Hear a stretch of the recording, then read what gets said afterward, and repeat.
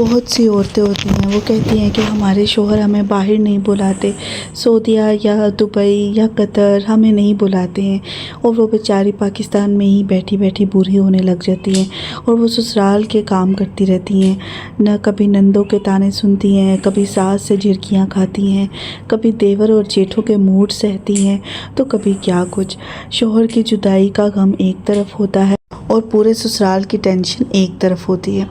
لیکن کبھی کبھی بیچارے مرد بھی مجبور ہوتے ہیں، خاص طور پہ یہ جو سعودیہ اور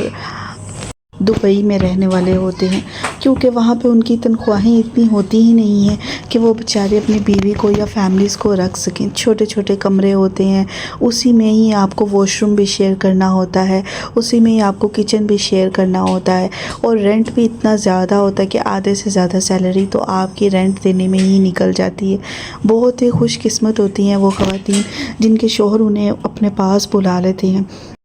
لیکن بہت سی خواتین بس وہیں پاکستان میں ہی رہ کے بوڑھی ہی ہوتی جاتی ہیں، کیونکہ شوہر نے اپنے پورے گھر کو چلانا ہوتا ہے، اور بیوی کے لیے اس کے پاس صرف اور صرف مجبوریاں ہی آتی ہیں۔ سال میں 1 مہینہ وہ چھٹی پہ آتا ہے، جس میں سے 15 دن تو رشتہ داروں کے لیے نکلتے ہیں، اور رہے بچے کچے دن وہی ہی صرف بیوی کے نام کیے جاتے ہیں۔